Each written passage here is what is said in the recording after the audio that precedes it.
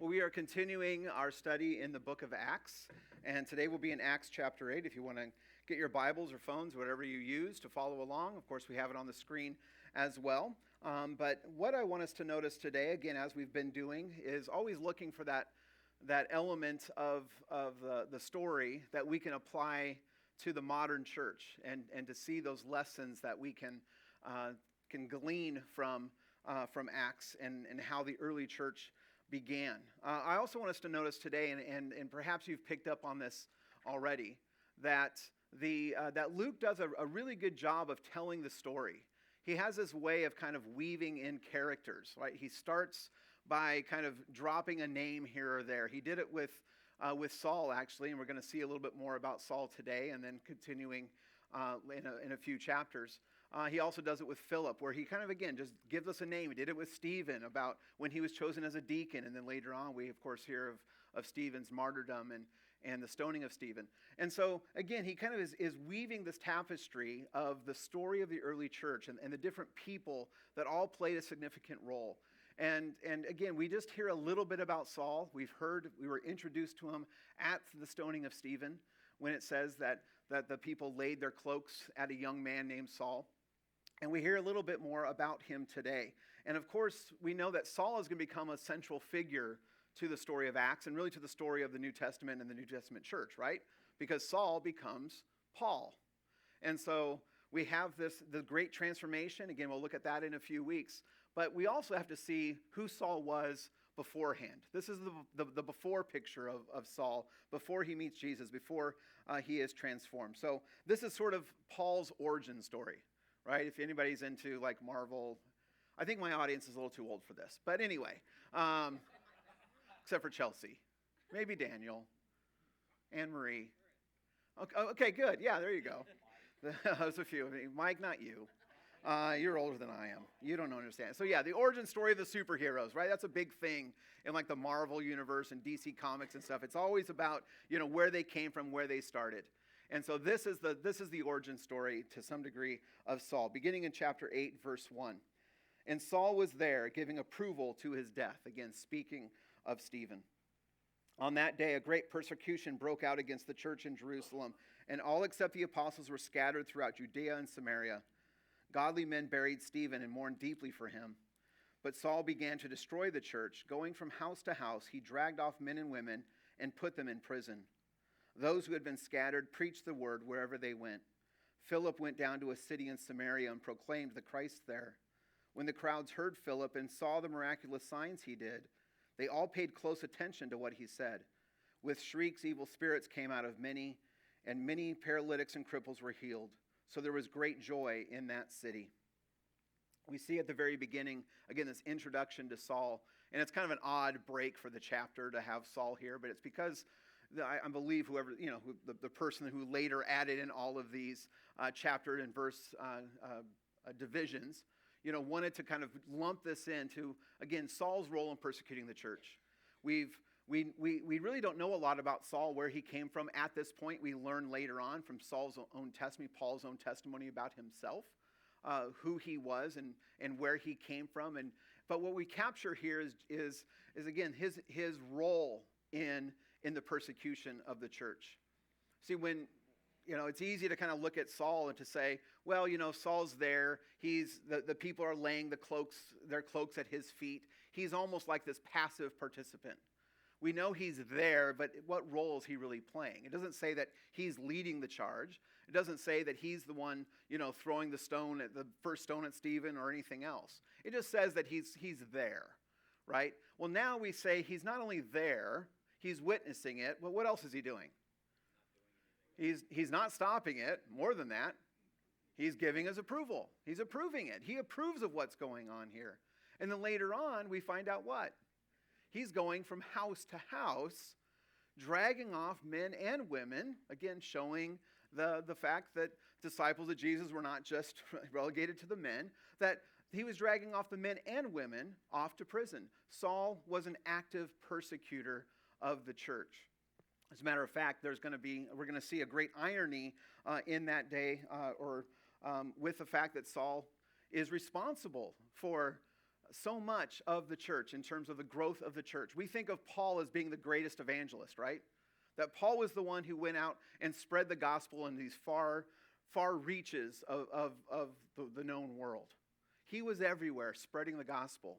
But you know the very first thing Saul did to spread the gospel, and probably one of the most effective things he did to spread the gospel?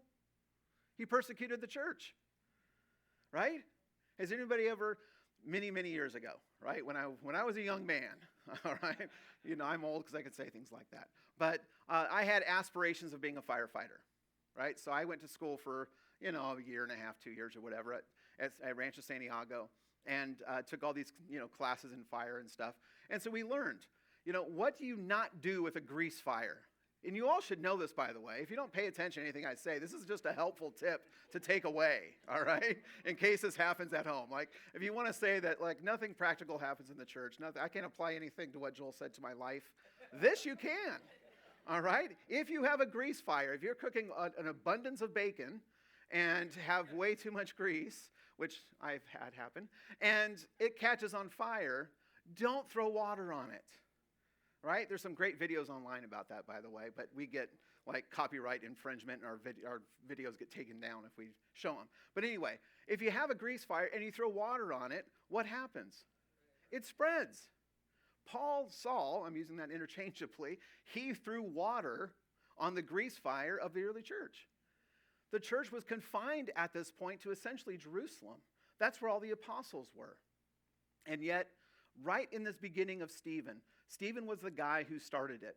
It's where the people turned, especially those religious Jews from all over that were gathered in the city for Pentecost and things, that maybe some were still there. They started, here's this little fire that broke out, and instead of smothering the fire, they throw water on it, and it spreads, because the persecution of the church causes it to spread. It's likely, again, these people who weren't residents of Jerusalem, but that's where the church was now, all went out back to their homes, came from faraway places, and in so doing, brought the gospel wherever they went. And so again, we see Saul at the early stage this is how he begins to spread the gospel, ironically, right? It's through persecuting the church. On that day, a great persecution broke out against the church of Jerusalem, and all except the apostles. That's curious, because if you've been paying attention these last few months, what is an apostle? What does it mean to be an apostle? What's the difference between an apostle and a disciple? What's a disciple? A learner, a follower, an apprentice. What's an apostle? Somebody who is sent out, the sent ones, right? So it's kind of odd that the sent ones stay. Why is that? Well, it could be for several reasons. Number one, they could feel an attachment to the church here in terms of the church in Jerusalem. But it's also, I think, the fact that we're seeing that the apostles aren't going to be the centerpiece of the church anymore. It's not just them, right? They're not just going to be the ones carrying the message. It's all the other people as well. And it's also ironic that we see these same people, these same apostles who were the disciples of Jesus that we heard about in Luke, when Jesus was being carried off, when he was arrested, when he was being killed, what were the disciples doing? Hiding out. They were scared. Now they're staying in the heat of the fire, if you will. They're staying where there's the most danger. And again, we'll get the story of them being sent out later on. But right now, they're still in the center of this. But everyone else is being sent out. They're being sent out into places. And where do you hear them being scattered throughout? Judea and Samaria. Now, Judea is just the broader area of Jerusalem. Jerusalem's the city, the capital city. And Judea is the territory around that city. It's where a lot of the Jews lived. And just north of Judea was Samaria. Samaria is where the Samaritans lived. And if you know the story of Scripture, Samaritans were sort of these half-breed Jews who had married with the Gentiles, the Assyrians in particular, who came in 700 BC. And so the Jews never thought of the Samaritans as being true, full-fledged, full-blooded children of God. There was a lot of contentiousness. We see this throughout the Gospels, right? And it's why Jesus likes to use Samaritans as like the heroes of the story to show the Jews that they were off. But the Jews were kind of a huddled community, and the Samaritans were the outsiders. And yet, when Jesus sent out or gave his final commission to his disciples, later apostles, what did he say to them? If you go back to Acts chapter 1, verse 8, you will be my witnesses. Where? In Judea, Samaria, and to the ends of the earth, right? And this is the progression of that. It started in Jerusalem and branches out from Jerusalem into Judea, into Samaria, and then to the ends of the earth. And this is how it begins. It begins with the persecution of the church, which is really strange when you think about it, right? We think of persecution as being the way in which the church is going to be, again, smothered. It's going to be squashed. It's going to be taken away. I know a lot of people kind of felt the church was persecuted during COVID, which I don't agree with, by the way, but that's just some people's opinion, that the church is being persecuted. And a part of me says, I kind of hope it is, right? Because I think what we see when the church isn't persecuted, it starts to become really comfortable. Like, hey, we kind of like it in here. Of course, everybody's complaining it's too cold in here this morning. Okay, fine. Beyond that, we get comfortable. We kind of become at ease, and we forget about what the true mission of the church is. The mission of the church has always been to be scattered, to be sent out, to go out. We talk about it all the time in here, that what we do in here is for out there. But we see it starting with persecution, and maybe sometimes a little persecution isn't a bad thing, because it kind of lights a fire under us to get back to what we're supposed to be about. Again, the church is not a place, it's not a building, it's us as the people. And they can't stop that. Even in their efforts to try to kill or destroy or smother, it just didn't happen. But we see again that this was the beginning of how the church was to grow. And it's interesting too that Luke uses a particular term here for the word scattered. And it has the connotation, the same word that is used when Jesus gives the parable of the sower who goes out and scatters the seed. That the seed is just thrown out indiscriminately in many ways, but it's from that we have the harvest, we have the growth. That this is God's plan, again, in showing us how he wants to grow the church.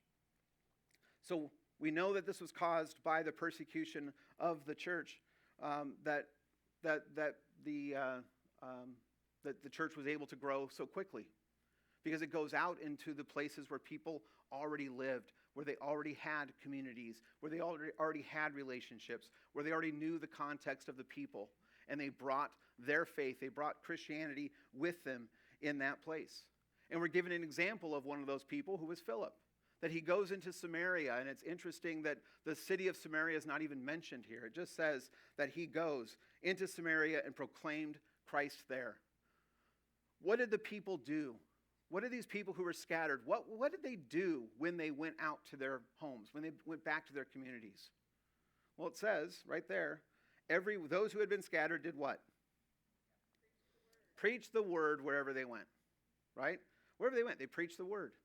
This was their calling. They didn't, again, have to be confined into a building, a place, a city, or even under the teaching of the apostles. Wherever they went, they preached the word. And Philip is an example of that. He goes into this unnamed city in Samaria, this place, again, of the people who are the outcasts, the people who aren't the true Jews. And it's important that we're told that, because when the crowds heard this, if you go to verse 6, when the crowds heard Philip and saw the miraculous signs he did, what did they do? They paid close attention. They paid close attention. Now, this is why it's important to always kind of be tracking where we're going, because the stories build on each other, right? What was the result of the people when Stephen was giving him his sermon at the end? Well, if we flip back into chapter 7, what did they do? When they heard this, verse 54, chapter 7, it's on your notes. When they heard this, they were furious and gnashed their teeth at him. Verse 57, at this they covered their ears, and yelling at the top of their voices, they all rushed at him. What's the difference between the religious elite, the Jews, and the Samaritans in terms of how they respond to the preaching of the gospel. What do the Jews do? Gnash their teeth, cover their ears. We talked about this, right? It's plugging your ears, singing, no, no, no, no, no, no, no. I can't hear you. That's exactly what they did.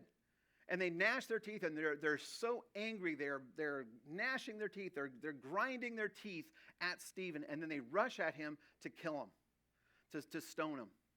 This is their response to the preaching of the word. The Samaritans, the outsiders, hear the word. They hear the gospel. They hear the preaching of Christ, and what do? They lean in. They pay close attention. They want to know more.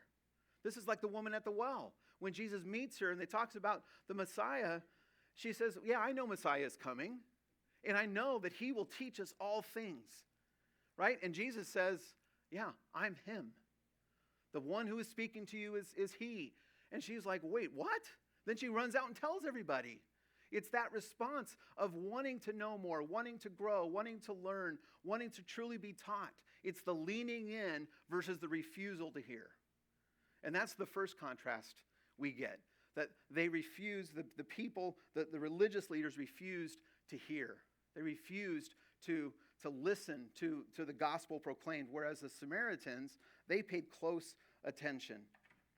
We also have, again, this comparison with Jesus, that he is casting out evil spirits, that he is healing paralytics and cripples, and that there's great joy in that city. We have a great contrast here with the city of Jerusalem.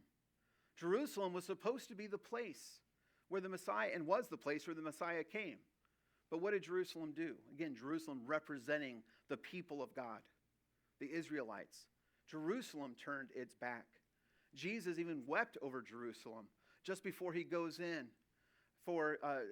during Holy Week.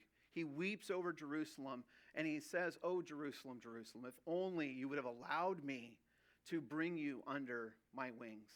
I wanted to gather you in as a hen gathers her brood." This is what Jesus wanted to do for those people. And what did they do? They rejected him. They turned their backs. They said, "No, forget it. We don't want you. We don't need you. We don't believe in you." And what is this city? Again, ironic because it's an unnamed city in Samaria. This city receives Jesus, the gospel, with great joy. They have great joy in that. They're celebrating the fact that Jesus has come, not rejecting him. And this is, again, the contrast that Luke wants us to see. He wants us to see these contrasts between the Israelites, the true people of God, and everybody else, the Gentiles, those pagans on the outside. And I want us to see this too. As Christians, sometimes we like to draw our lines. We like to draw our boundaries of who's in and who's out. And when we do that, who are we acting like? The Pharisees, the Israelites, the religious leaders, the elite. These were the people that Jesus had his harshest words for. These were the people who ultimately turned their back on him, who missed him, who missed his message. And yet it was the outsiders who leaned in and wanted to know more and wanted to learn and wanted to receive him. These were the people that ultimately received the reward, if you will. It is in all of this that I think we have a lesson for us today as the church, right? That sometimes, again, we think of the church as being what we do when we gather together. It's what we do in here. It's what we do when it's, the pastor up front and the worship team and everything else. And it's like, no, that's an element of the church. That's one element of the church. I like to say that, we gather as the church for worship. But that's just the beginning. That's the launching point. Worship should be the launching point for us. It's why we end our service with our mantra that we painted on the wall. And we end with "Go be the church." Because what we do in here is just a microcosm. It's just a little bit. It's just a taste. It's a way of a springboard to say what we do in here is for out there. We gather for worship, but we scatter for mission.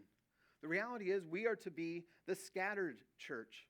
When we only do the one thing, when we only gather, when we only do the things, when, only count church when it's us together doing our churchy things, it's that one-armed rowing that Jeremy has talked about before.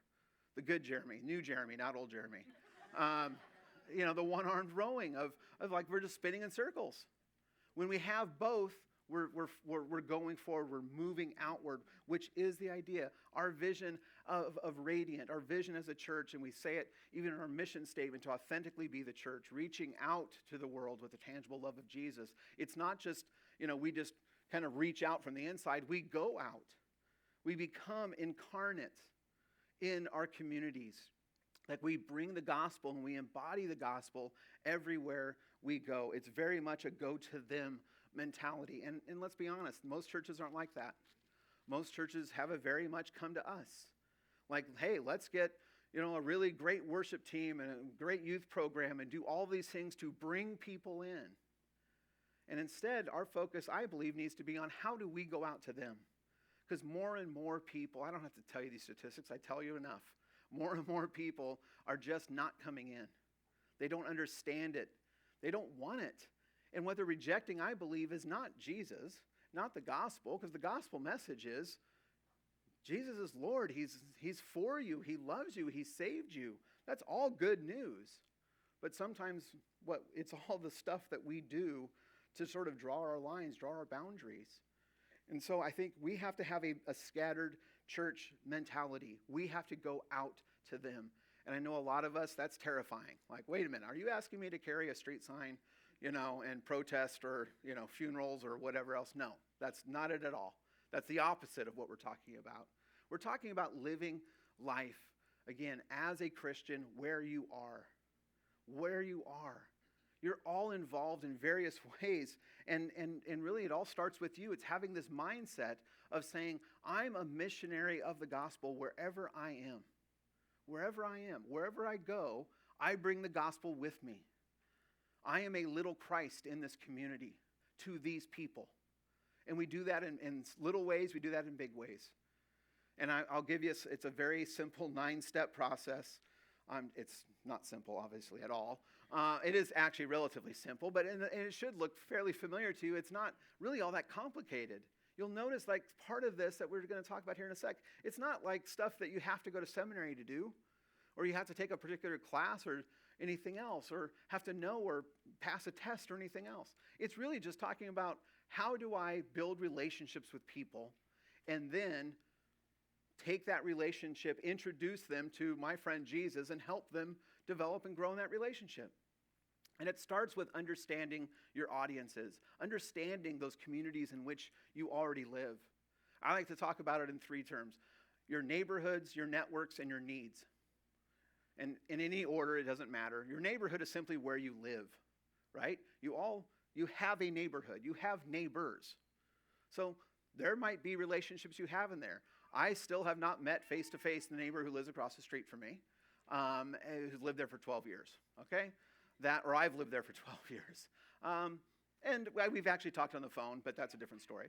But is part of kind of just our culture and the neighborhood in which we live. I don't have a tight relationship with my neighbors. But it could be even a broader neighborhood of the places you hang out with, or the places you go within your neighborhood or within your city or within your community. But I think of even people here. I know the Knoxes and Beldings and Casey's all live pretty close to one another, and they do tons of neighborhood stuff together. And they have like block parties and stuff. That's a great neighborhood. I know the Paynes and the Logues live like 2 doors away from one another. And they're involved with other people in their neighborhoods. Several of you live at Leisure World, right? That's a neighborhood. And you do stuff together. Or there's networks of people too, thinking of Leisure World, right? My mom's got like 7 networks at Leisure World. She's got the pickleball community. She's got golf. She's got, I don't know what else she does, like water aerobics. I don't know. It's hard to actually schedule time with her. Not that I try. Sorry, Mom. She's watching online. I better stop talking. But she's got all this stuff and all these people that she does stuff with of just common interest. And we all have that, right? We have hobbies and things that we do. These are opportunities to have what I call incarnational communities. And that's an insider term, all right? It's not something we publicize. It's an insider term. Incarnational communities, it's something where we are living out the gospel in those communities in which we already exist. Our networks can be that. Our jobs and things like that can be. Our workplaces can be a type of network. Or it could be a need. It could be a passion or something that you desire to do. I think of the group of Baja Love. or of Summer Harvest, or Angels of Love, or Family Promise. We've got tons of groups here, tons of nonprofits that serve the community. And you do it with other people. And you don't many of these organizations, you don't have to be a Christian to be a part of. I know Summer Harvest, you get people who just want to help the hungry in the community. You have a common need that you can rally around, and you incarnate the gospel in that community. So your first step is identifying your audience, identifying your community. And you have many of them. You have many of those communities. You also have, it'd be good to search for partners. When Jesus sent out the 72 in Luke 10, he didn't send them out by themselves. He sent them out in pairs. And he said, go out and go into these places. Find your partners. And when you go into a city, find somebody in that city, find somebody in that community that is a person of peace, somebody that will receive you, somebody that will take you in and stay with that person. And if they reject you, what does Jesus say to do? Shake the dust off your feet and move along. There's an element where not everybody's going to get this. Not everybody's going to want this, and that's okay. We just are called to be faithful to those that are, those who are going to, like the Samaritans here, who lean in, who want to know more, who pay close attention to what we are living and saying and doing. And so we identify our partners, we identify our potential partners, and we find out of all of those things, we might just want to pick one.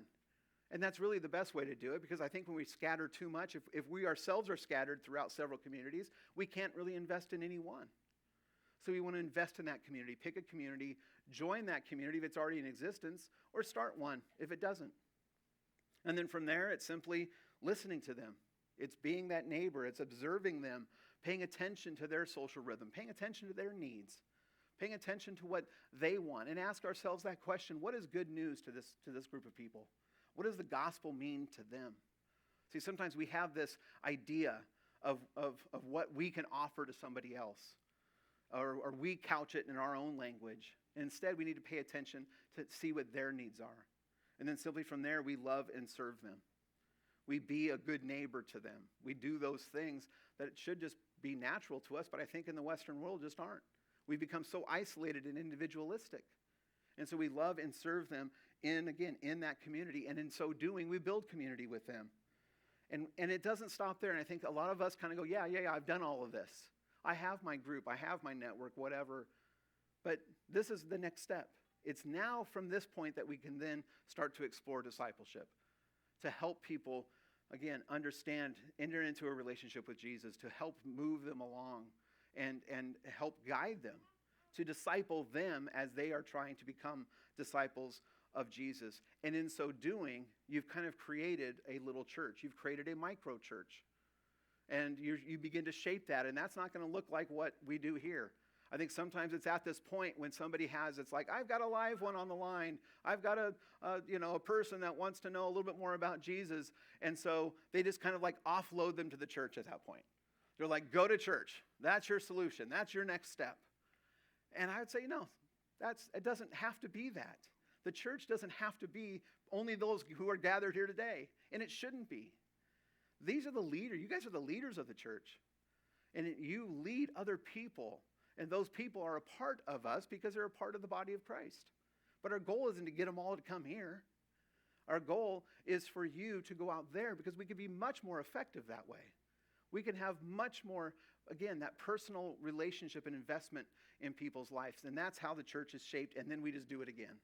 And then out of that, your new communities are developed, new opportunities. So this is, again, the simple 9-step process, all yours for 3 easy payments of $19.99. But I know it sounds like an infomercial sometimes. That's why I made the joke. But it really isn't that complicated of a process. It does take an investment, though. It's an investment of you, again, starting with your mindset of being a missionary, of somebody who is sent out, who is not just called to become a part of us. And I'll be honest, I know this isn't going to be for everybody. I know there might be some people here today who go, yeah, I'm not going to do that. And, quite honestly, that's okay. It's not that we ignore what we do when we gather together. It's just that we know that this is not all there is. It's not what we're called to do. And there's lots of other good churches that this is what they do. They focus on the gathering. Our focus is on the scattering. It's where we are putting our time and efforts and energies. And it's how we want to help you as you go out into the world.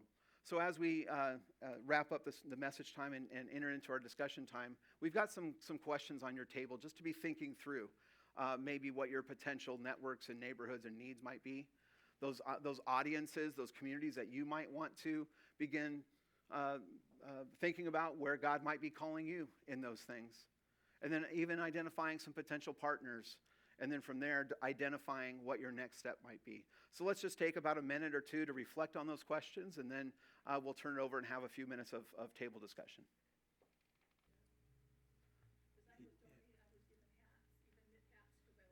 Okay. All right, well, let me try to summarize if anybody's still watching online for that great opportunity that Judy recognized in terms of when she was going through cancer treatments, of having a quilt or having a blanket or a hat, like she said. Exactly. Get an opportunity to bless those people in that moment, and who are also very open to that idea of being prayed for. And I would say that's, even the prayer idea is a good one. Like, first of all, you don't have to ask permission to pray for people without their knowledge. You know what I'm saying? Like, if you know people, and this is the idea, when you live in community with people, you know what their needs are because you're paying attention to their needs. You have friends, right? This isn't don't overthink this. This is just basic friendship 101 stuff. All right? You have people over for dinner, people share, this person's lost their job, this person's going through, a tough time, this person gets sick. And, in the moment, if you're in a point in relationship where you can ask to pray for them and pray for them right then, great. If you're just building that relationship, you can even just say, hey, I'll be praying for you. And then follow up with that. Actually pray for them and pray into their lives and pray for those opportunities.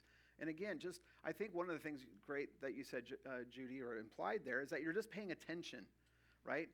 You're living your life, but now you're living it with a little bit more intentionality to say, how can I, again, embody the gospel, bring the gospel? What is the gospel to these people? If you're thinking about it, then when the opportunity arises, you're right there. You're on the spot. And one other thing I want to mention too is that this takes time.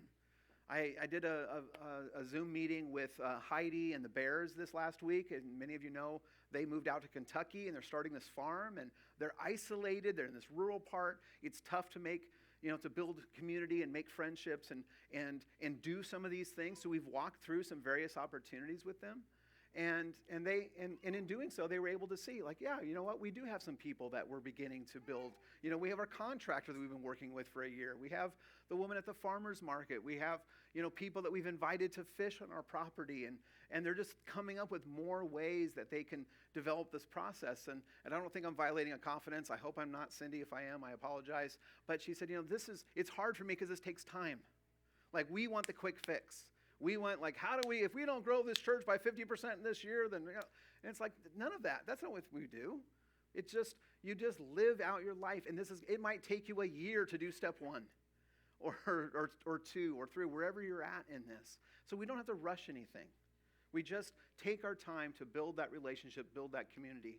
And then from there, we can again grow our church out there, not just in here. And by the way, anywhere.